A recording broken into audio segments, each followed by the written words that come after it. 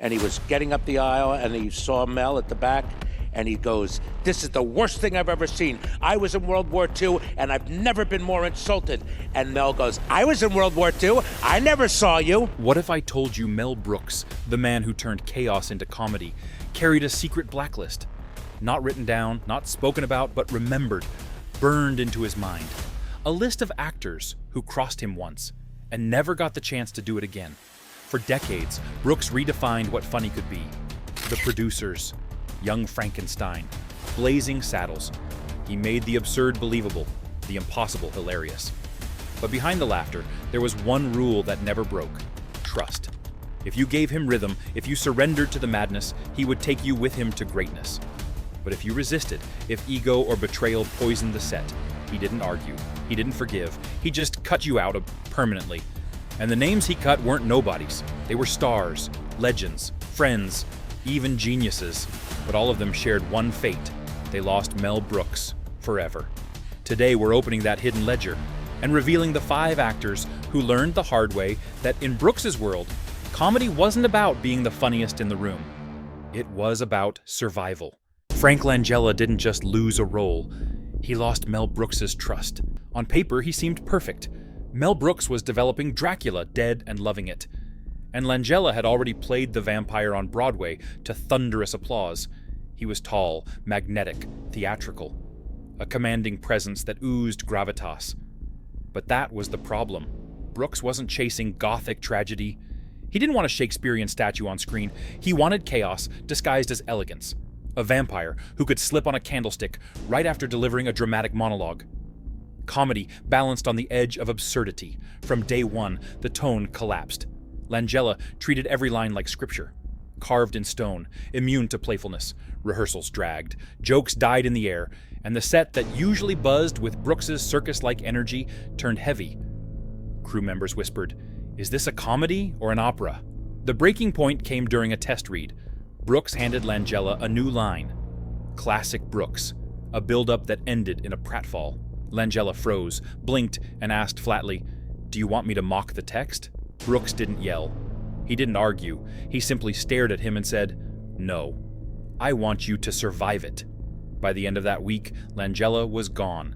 No press release, no public fight, just erased. Replaced by Leslie Nielsen, an actor who understood the joke before the punchline landed. Where Langella brought weight, Nielsen brought rhythm. And in Brooks's world, rhythm was survival. Officially, it was called creative differences. But everyone close to the film knew the truth. Mel Brooks wasn't going to arm wrestle a marble statue into slapstick. He wanted an actor who could fall, and love the fall. Langella couldn't. Nielsen could, and from that moment forward, Langella's name was never spoken by Brooks again. Not with anger, not with insult, simply with silence. Some betrayals cut deeper when they come from strangers, but the ones that come from family, those never heal. Gene Wilder wasn't just another actor to Mel Brooks. He was his creative twin. Together, they tore up the rulebook and rebuilt comedy from scratch. The producers, Blazing Saddles, Young Frankenstein, these weren't just movies. They were revolutions. Wilder brought tenderness and madness, Brooks brought structure and chaos, and together they created lightning in a bottle. But after Young Frankenstein, something cracked. Wilder had written most of the script. Brooks had directed it into brilliance, and the world hailed it as a masterpiece. Behind the scenes, though, Wilder was ready for his next step. He wrote a new project, The Adventure of Sherlock Holmes's Smarter Brother, and wanted Brooks to produce it. Wilder expected support. What he got was rejection. Brooks told him flatly, "You're not ready to direct." Not because the script wasn't funny, not because it wasn't good, but because Brooks didn't believe Wilder could yet carry that weight. Wilder heard those words not as protection, but as betrayal. That single moment shattered their rhythm. The laughter, the shorthand, the brotherhood, gone. Wilder made the film without Brooks.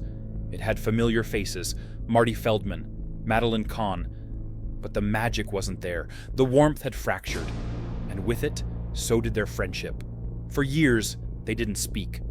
No screaming match, no headlines, just silence. Brooks later confessed to a friend, "It was like watching your brother pack up and leave home. Except he left carrying your best joke. They reunited years later, quietly, almost by accident. No dramatic apology, no teary embrace. Just a handshake, a few jokes, a glimmer of what once was.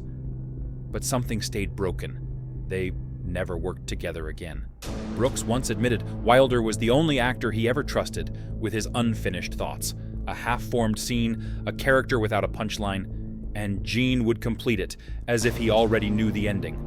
After Smarter Brother, that trust never returned. Wilder had stepped out of the circle, and Mel Brooks never let someone step out twice.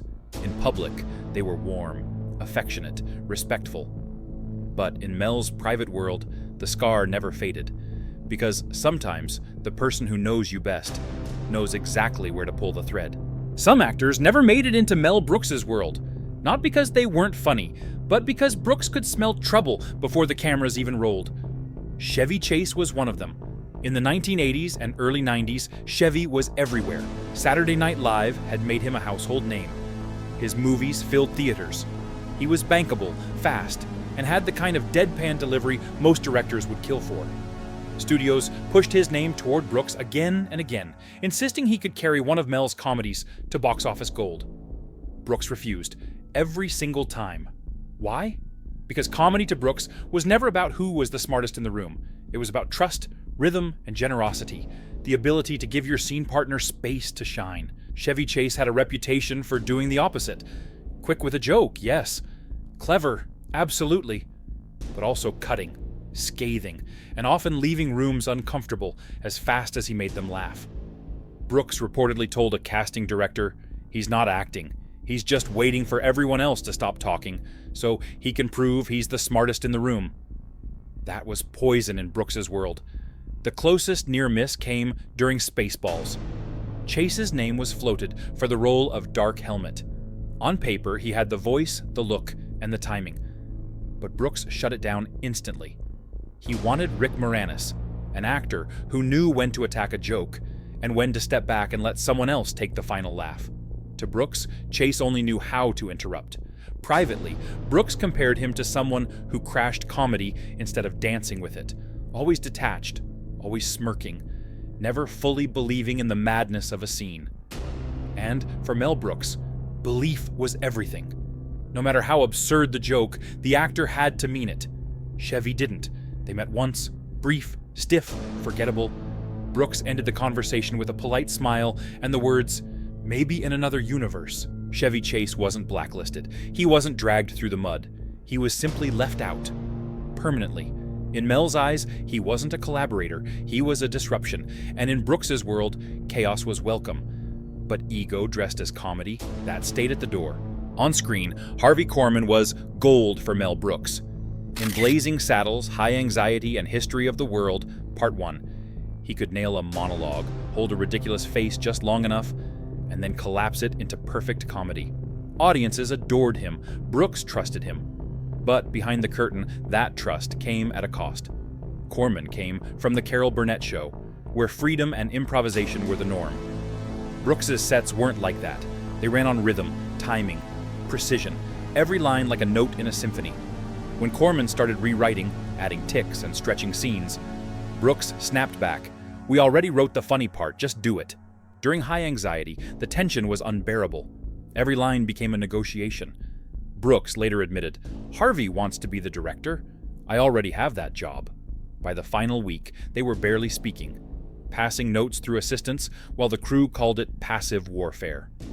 The film still worked. Korman was too talented to fail, but Brooks never forgot the exhaustion. After that, Korman's name quietly disappeared from Mel's projects. No public feud, no bitter words, just silence. Brooks could handle madness. He could work with eccentrics and egos, but when collaboration turned into competition, the comedy died. And for Mel Brooks, once the rhythm was broken, there was no way back. Mel Brooks admired genius, but he had no patience for arrogance. And when it came to Jerry Lewis, he saw one buried inside the other. For years, studios tried to force a collaboration. Both men were comedy architects. Both wrote, directed, and starred in their own material. On paper, it made sense, but Brooks refused. Privately, he called Lewis brilliant and exhausting. The breaking point came in the mid-1980s, during casting for Life Stinks. The studio floated Lewis for a key role. Brooks flatly said no. "I don't need someone who thinks he's funnier than the film." Lewis had a reputation for rewriting scenes on the fly, clashing with directors, and dominating every room he entered.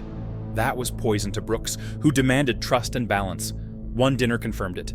Lewis showed up late, launched into a 15-minute monologue about comedy, barely acknowledging Brooks. Mel listened politely, then left early. That was the end. They never worked together, never came close again. Publicly, they were civil. Privately, Brooks told friends working with Lewis would have been a nuclear event. Jerry Lewis wasn't untalented. He was a legend. But in Mel Brooks's world, no star was bigger than the ensemble. And when ego threatened the rhythm, the door closed. Quietly. Permanently. In Mel Brooks's universe, talent alone was never enough. Frank Langella had the gravitas, but no rhythm. Gene Wilder had the bond, but broke the trust. Chevy Chase had the fame, but not the humility. Harvey Korman had the brilliance, but fought for control. And Jerry Lewis? He had the genius, but an ego too big to share the stage.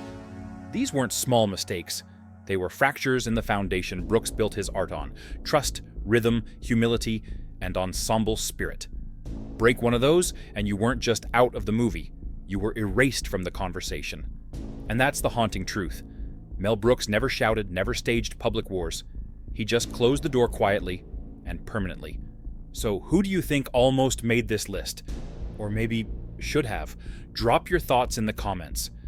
Because in Mel Brooks's world, getting cast was never the real reward. Staying cast was.